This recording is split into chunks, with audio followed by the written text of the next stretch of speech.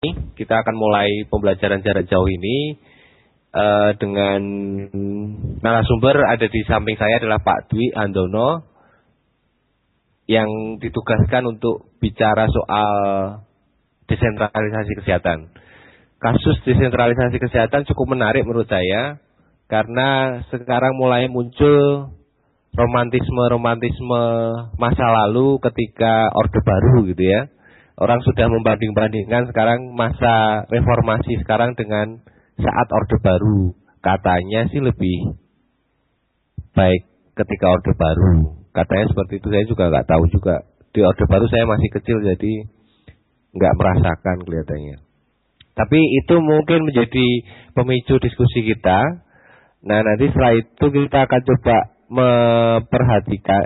mendengarkan paparan dari teman-teman tentang hasil diskusinya offline kemarin. Setelah nanti itu kita akan bicara Pak Dwi Handono akan bicara soal teori desentralisasi kesehatan terutama. Mungkin akan menyangkut dengan desentralisasi yang lain, tetapi utamanya adalah desentralisasi kesehatan.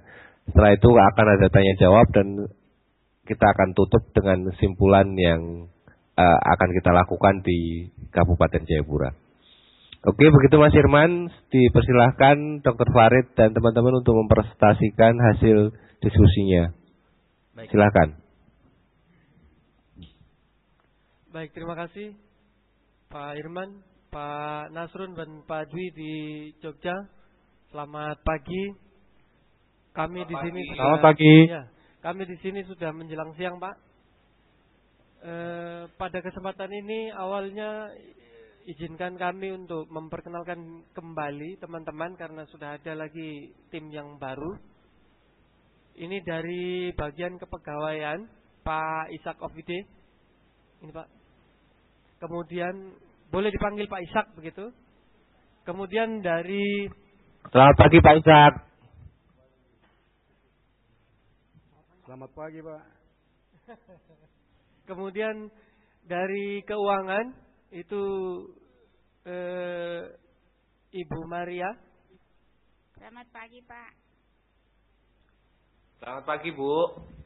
Kemudian Ibu Sekretaris Dr. Yohana Kaut sudah hadir. Kemudian dari bidang Yankes Pak Nusul Bakri beserta Kepala Seksi Pak Gatot bagian kesehatan dasar. Kemudian dari Dalmaskes sudah ada yang mewakili yaitu Ibu Wajuriah, Kepala Seksi Kesehatan Lingkungan dan bagian Jamsarkes sudah ada wakil Ibu Maria Griapon. Dua Maria di sini. Oke. Baik. Ada Maria 1, Maria 2 gitu ya? Ya, betul Pak. Baik. Ada Umar Bakri lagi gitu. Betul Pak. Ya, jujur saja sebenarnya tidak terjadi diskusi tentang desentralisasi materi pagi ini, tetapi paling tidak kami sudah memberikan informasi kepada teman-teman untuk nanti menyampaikan pendapat secara langsung. Ini hanya opini atau hanya pendapat dari saya saja, karena tadi yang sempat saya baca tentang kasus ini adalah bagaimana desentralisasi itu berjalan terutama untuk di wilayah kami Kabupaten Jayapura, Pak. Dari pemahaman saya, desentralisasi itu pelimpahan wewenang, kekuasaan, perencanaan termasuk dalam pendanaan atau keuangan serta pendelegasian kebijakan dari sentral ke pusat. Nah, yang berlangsung dari pusat atau sentral ke daerah. Ya. Nah, pemahaman kami selama ini bahwa apa yang ada di depan itu saja yang akan kita laksanakan. Apa yang sementara diperintahkan itu saja yang dilaksanakan. Sementara pada awal atau terdahulu itu beliau-beliau masih mengikuti protap atau masih mengikuti apa yang ada di depan. Perubahan-perubahan yang dimaksud ini sebenarnya tidak terlalu terasa. atau tidak terlalu dirasakan oleh kami yang ada di daerah, terutama yang menyangkut masalah keuangan, gitu Pak ya. Kalau pandangan selama ini bahwa desentralisasi itu pelimpahan bukan hanya kebijakan dan peraturan-peraturan saja, tetapi termasuk pendanaan, berarti bayangan kami adalah dana itu dari pusat juga masuk ke daerah. Tapi pada kenyataannya ketika saya menanyakan kepada beliau-beliau yang memang sudah lama atau menjadi pengampu di Dinas Kesehatan Kabupaten ini, masih banyak pendapat yang tidak satu suara begitu, sehingga saya berpendapat mungkin ini masih banyak yang belum dipahami atau masih belum ada satu keterangan yang menyatu, yang menjadikan satu pegangan bahwa ini yang harusnya dilakukan. Atau mungkin hanya sebatas pengetahuan saya saja, karena mohon maaf Pak, saya baru 3 tahun di dinas ini, gitu. Jadi mungkin nanti beliau-beliau akan memberikan sedikit tanggapan masing-masing tentang desentralisasi serta apa yang dirasakan atau apa yang sudah dilaksanakan selama 10 tahun terakhir ini, sehingga nanti dari permasalahan atau pandangan ini akan kami coba masukkan sedikit mungkin diskusi pembahasan tentang kasus yang sementara kami baca tadi tentang desentralisasi, yaitu sehubungan dengan adanya cakupan terutama angka kematian ibu dan angka kematian anak yang cenderung meningkat begitu. Nah, mungkin untuk mengawali pandangan kami dari daerah akan diawali oleh Ibu Sekretaris Dr. Yohana Kaut untuk sedikit memberikan pandangannya. Terima kasih.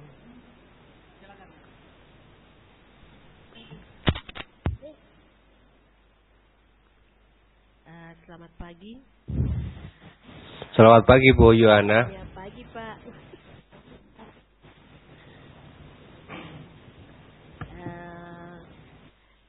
Desentralisasi kesehatan. Kalau menurut Dokter Farid jelaskan bahwa desentralisasi itu dari pusat ke bawah, maksudnya dari pusat ke kabupaten begitu. Tapi terus terang kalau saya pribadi rasakan desentralisasi artinya pusat yang menyelenggarakan kemudian diberikan ke bawah. Itu masih lebih baik dibandingkan dengan otonomi. Mungkin sekarang sudah agak lumayan ya otonomi. Waktu dulu kalau imunisasi, contoh PIM. Waktu kami awal-awal otonomi kami sulit sekali. Bukan sulit tapi untuk mengurus dana untuk PIM kami agak susah. Sehingga biasa PIM berjalan Agustus itu harus agak lambat. Tapi kalau waktu desentralisasi dari pusat itu lebih enak, lebih cepat. Jadi sebelum kegiatan berjalan dana semua sudah ada sehingga kami bisa menjalankan kegiatan-kegiatan yang mungkin kalau pada hari-hari yang tidak, macam contoh waktu itu saya tugas di daerah pesisir, PIM-nya bulan apa? Agustus ke September? Iya, jadi PIM bulan Agustus September itu sebelum ombak saya sudah laksanakan daerah luar karena uangnya sudah ada. Kemudian daerah dalamnya dilaksanakan pada bulannya. Sehingga saya lebih suka desentralisasi daripada otonomi. Maksudnya otonomi semua dialihkan ke kabupaten.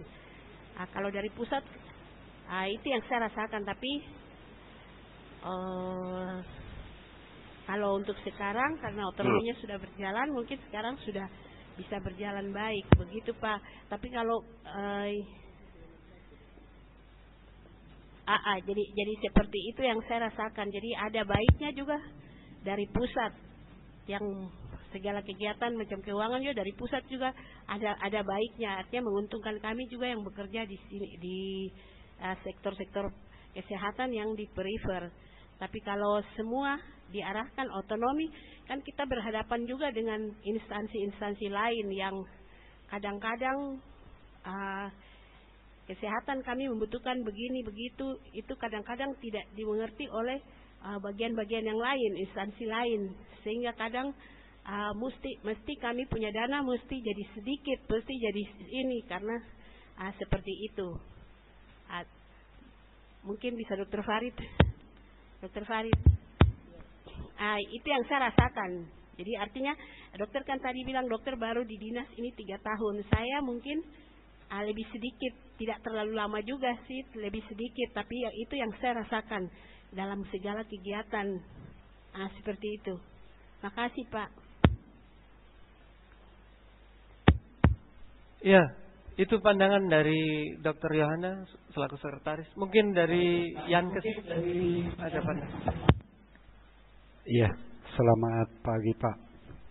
Ini kalau kita bicara desentralisasi Jakarta ke Kabupaten Jayapura, sampai saat ini di desentralisasi di Kabupaten Jayapura tidak terasa Pak, karena memang dari waktu ke waktu itu terus. Yang kedua, tentang dana yang dikucurkan dari Jakarta ke Papua itu hanya sampai di tingkat provinsi Pak, karena selama ini tidak pernah nyampe di kabupaten seperti itu Pak. Terima kasih. Kemudian mungkin dari kepegawaian Pak Ishak ada pandangan sedikit Pak, silakan. Terima kasih. Selamat pagi. Mungkin saya bicara tentang desentralisasi. Ini kan kebijakan dari pusat terus ke kabupaten. Tapi saya tidak berbicara tentang keuangan, saya berbicara tentang kepegawaian. Karena di sini di Papua ini, dimaksud di Kabupaten Jayapura, itu ada pegawai dari kabupaten terus pindah ke pusat. Di situ ada banyak persoalan mutasinya. Jadi sampai hari ini juga masih banyak kendala juga. Oke. Itu yang saya sampaikan. Terima kasih. Oke. Kendalanya apa Pak? Ya, kendalanya ada berapa pegawai yang sekarang ada kita mutasikan ke pusat, terus aturan di sana kan berbeda dengan di Kabupaten Jayapura. Sedangkan pegawai itu minta sendiri pindah. Semua berkas yang kita sudah uruskan ke sana sudah sampai, tapi aturan di sana yang masih menghambat mereka, terus mereka masih tidak bisa. Ya, mereka melapor ke kita karena kita harus begini, harus begitu, harus ini, itu yang saya sampaikan. Oke. Terima kasih. Ya. Ya, itu pandangan dari Pak Kepala Kasubag Kepegawaian Pak Ishak. Kemudian dari Ibu Wajuria yang mewakili Dalmaskes. Silakan Bu.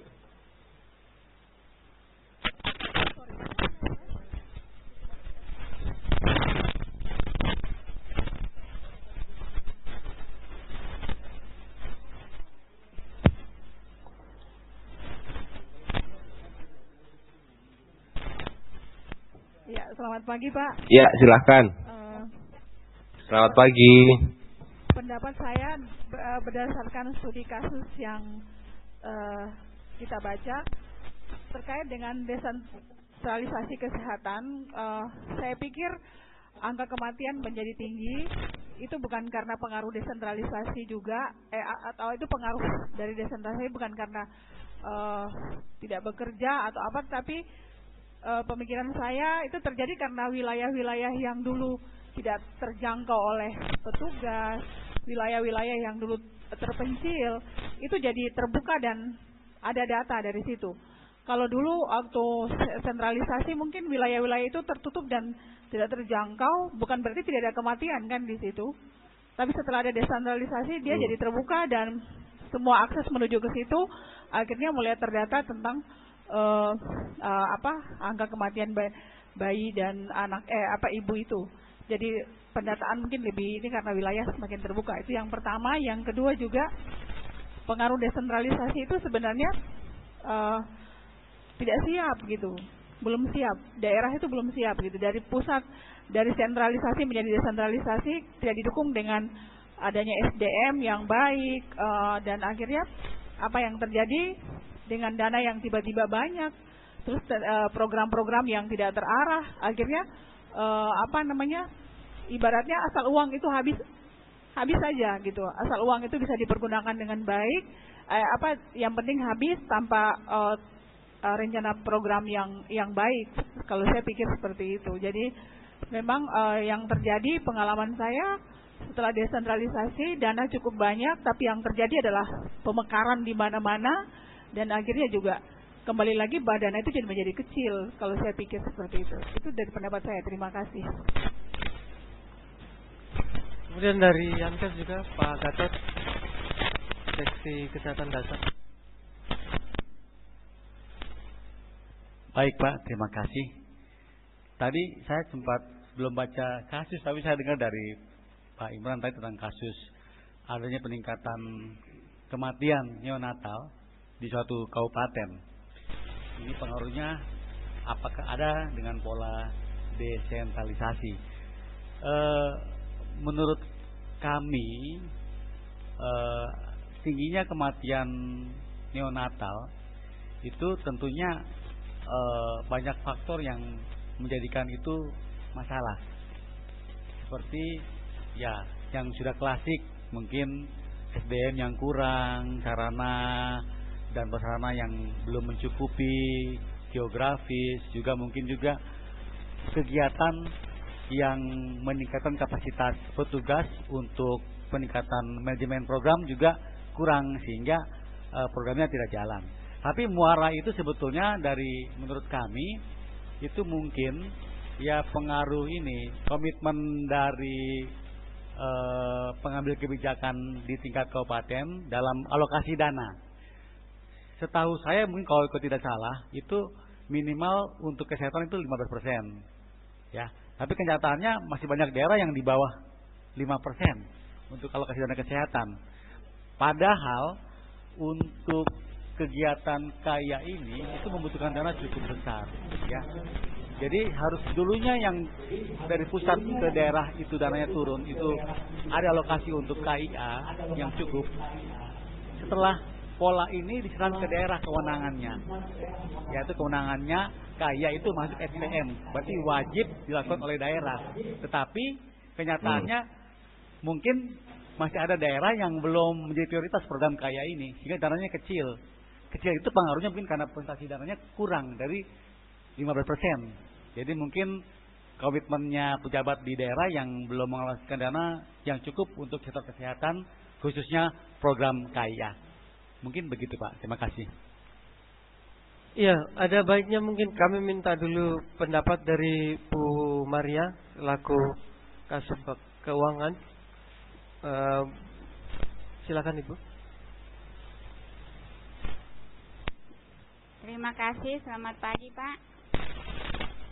Selamat pagi.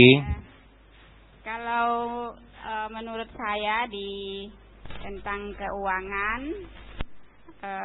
itu yang kami tahu di keuangan itu yang dana yang DAUL, DAK dan Otsus. Jadi kalau dana-dana yang bersumber untuk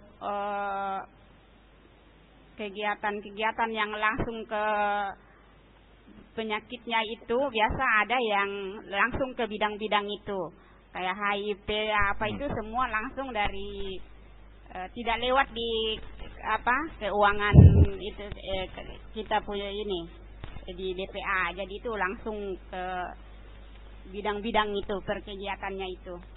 Jadi yang kami kelola itu khusus yang di DPA itu DAU, OTUS sama DAK. Jadi kalau sumber-sumber lain itu semua ke bidang-bidang itu. Jadi itu yang kami lakukan kalau di keuangan kabupaten ini, Dinas Kesehatan. Jadi kalau itu sih ya kita juga biasa dengar ya, memang kegiatannya itu ya agak rumit, jadi ya memang banyak ini yang diperlukan lah, banyak dana yang dibutuhkan karena ya memang penyakit di Papua ini ya macam-macam. Jadi ya itu yang kami tahu, Pak. Terima kasih. Oke. Dari Jamsar, Ibu Maria 2, silakan.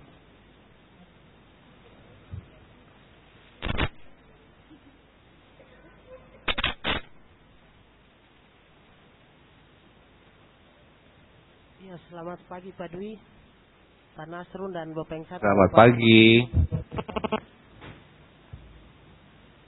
Ada satu, kita lupa Ya, namanya. selamat pagi. Iya Pak, ini saya dari Jaminan Kesehatan. Mungkin saya sedikit bingung juga. Bingung karena mungkin saya baru atau bingung karena apa, tidak tahu ini. Pertanyaan saya di sini Bapak tentang ini desentralisasi mengecewakan kami juga. Karena begini, ada banyak masukan dari sana dari sini yang tidak satu jalan dan kami juga tidak tahu. Misalnya saya contohkan ada APBD, ada APBN, ada UP4B yang sedang dipanas-panaskan di Papua ini dan yang lain-lainnya. Ya. Jadi mungkin di sini Bapak bisa menjelaskan kepada saya tentang jaminan kesehatan itu sendiri. Terima kasih Bapak. Oke. Ya Pak Dwi dan Pak Nasrun, kira-kira bayangan dari kami sendiri itu seperti itu Pak. Semua sudah disampaikan secara langsung dan Bapak sudah bisa mendengar sendiri. Dan mungkin nanti setelah Bapak dari UGM mendengarkan semuanya itu bisa memberikan sedikit analisa, sekalian menjawab kalau memang ada pertanyaan. Kemudian setelah itu baru mungkin bisa masuk ke materi intinya, yaitu kasus desentralisasi yang tadi sudah disampaikan seperti apa, begitu Pak. Terima kasih. Oke, terima kasih Pak Dr. Farid. Tapi sebelum itu sebetulnya apakah Dinas Kesehatan Jayapura pernah membandingkan nggak angka misalnya indikator utama misalnya tentang kematian ibu gitu ya dari sebelum era desentralisasi, setelah era desentralisasi, apakah memang secara real di Kabupaten Jayapura terjadi peningkatan kasus kematian atau seperti apa? Lebih buruk atau lebih baik secara data? Ya, dari Pak Bakri mungkin. Iya, kalau kita bandingkan dari tahun ke tahun, memang ada penurunan dari angka kematian itu, Pak. Jadi dari tahun ke tahun dibandingkan, memang itu seperti itu, Pak. Jadi memang lebih baik atau lebih buruk? Lebih baik, Pak. Iya. Lebih baik atau lebih buruk, Pak Bakri? Ya, adanya dana seperti itu kan banyak kesempatan untuk memperbaiki, Pak. Jadi ada penurunan, ada lebih baik daripada tahun-tahun sebelumnya. Jadi tidak semua tidak baik, tapi ternyata desentralisasi Kabupaten Jayapura cakupannya cukup bagus.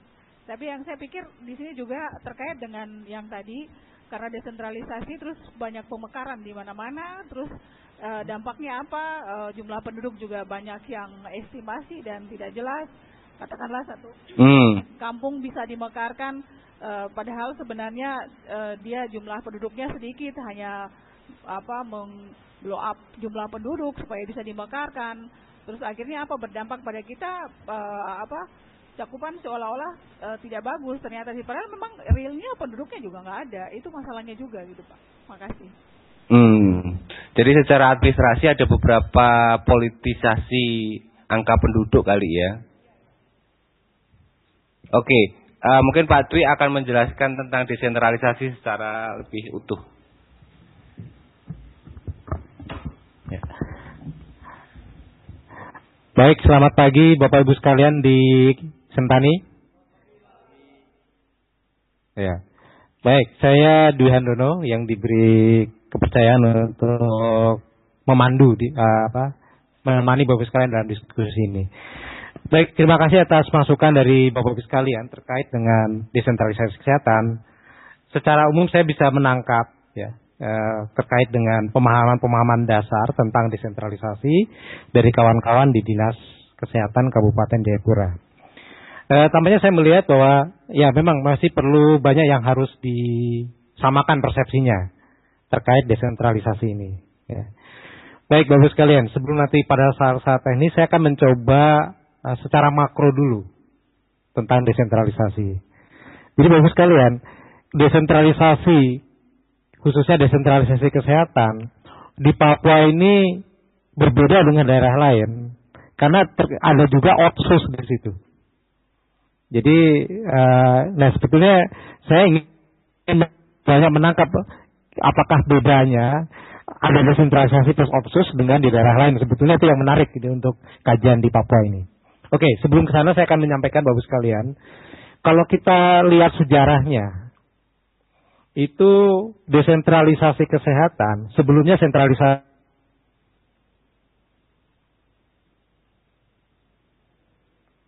32 tahun ya.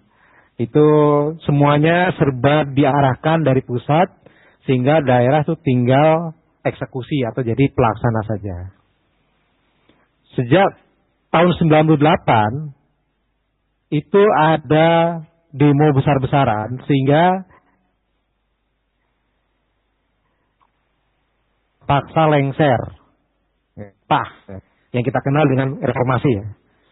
Jadi ada keinginan waktu tahun 98 sentralisasi yang begitu kuat selama 32 tahun mulai digugat karena banyak kelemahan-kelemahan yang ada.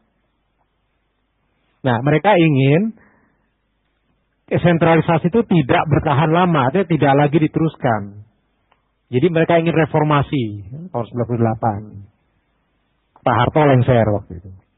Salah satu buah dari reformasi itu adalah desentralisasi. Sehingga 98 Pak Harto lengser, tahun 99 tahun kemudian itu muncul Undang-Undang Nomor 22 tahun 99 itu langsung. Yang dieksekusi atau dimulai tahun 1 Januari 2001 sudah diberlakukan era desentralisasi di seluruh Indonesia, termasuk kesehatan. Jadi dimulainya 2001.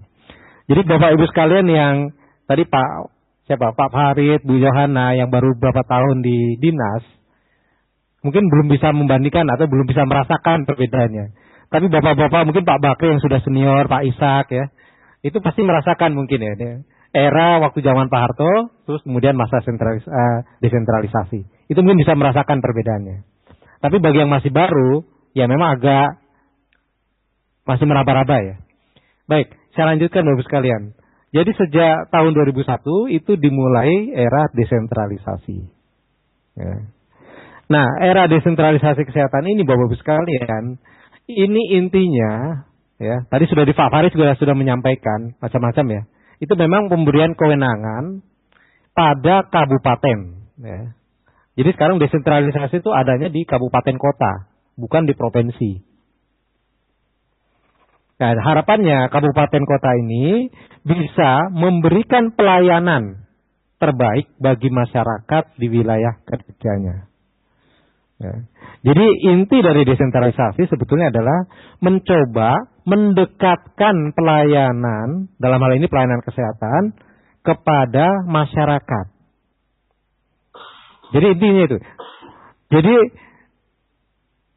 tingkat pemerintahan yang terdekat, ya, dia tidak terlalu besar tapi tidak terlalu kecil, itulah dianggap di level kabupaten.